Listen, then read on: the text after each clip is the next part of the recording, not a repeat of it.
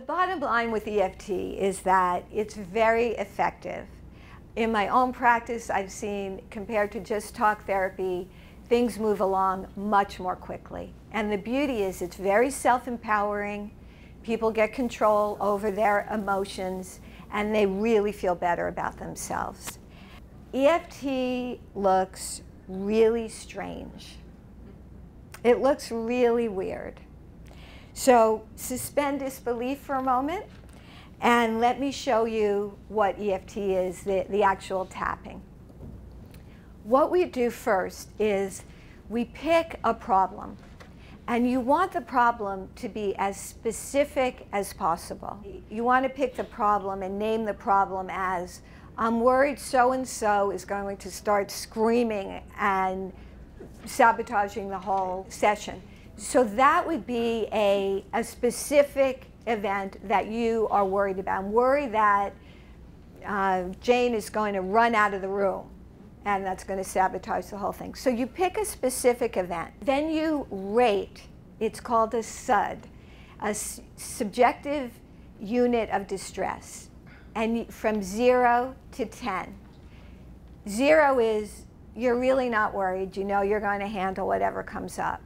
10 is, oh my God, I can't take it anymore. You're going to, in this example, say, I hope Jane is, I'm so worried Jane's going to run out of the room. 0 to 10, how worried are you? And then you're going to jot down that number. And the reason you're taking a SUD is because two things happen. One is you want to see if you're feeling more calm as you go. And what Deborah said was that even going down 2 points really can make a difference.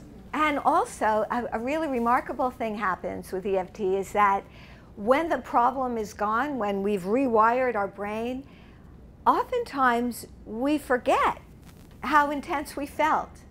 It's very surprising. So that's why it's good to write down the number of intensity, and it's used to test. Then we start with the setup. The setup is tapping on the side of your hand, kind of like where they call it the karate chop. So like, you know, that fleshy part of the body. The setup statement is something that uses the cognitive idea of we have a problem, pairing it with we deeply accept ourselves or deeply love and accept ourselves.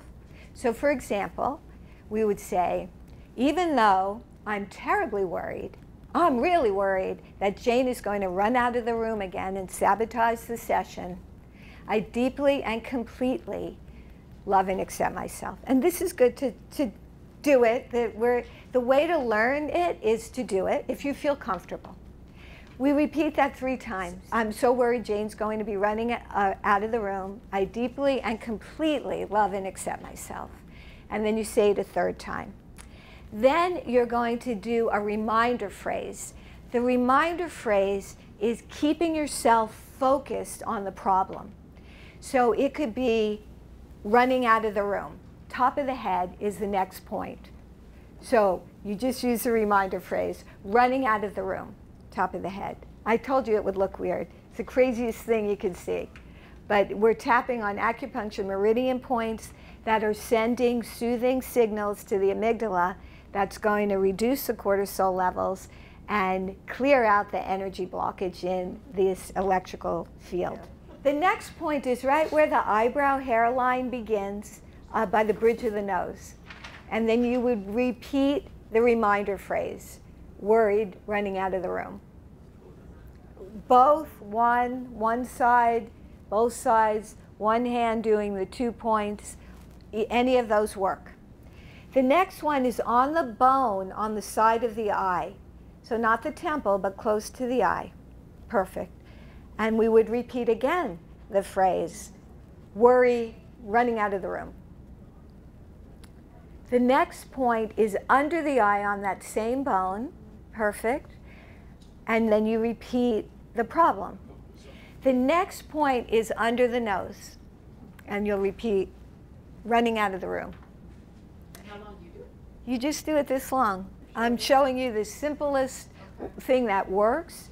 When I do it with people, or when people have been trained to do EFT, we go in many different places. It could be, I'm worried she's going to run out of the room.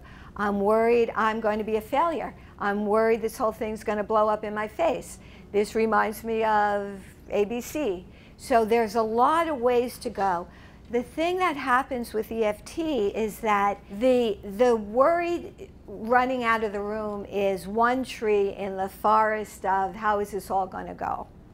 And so if we knock down that we're worried she's going to run out of the room, you might feel totally calm at that point, or you might have a new worry, a new tree in that forest of how is this thing going to go. And that would determine what you say. But to keep the best results are to keep it very specific and stay on one category, and as a beginning to learn how to do it on yourself and stay focused, you pick a repeating phrase, a reminder phrase that you just repeat, that keeps that energy disrupted so that what you're putting in rewires the brain.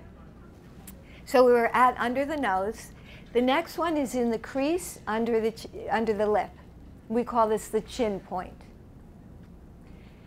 Then the next one is by the collarbone, and if you just tap with an open hand like where maybe a bow tie would be, that's the next point.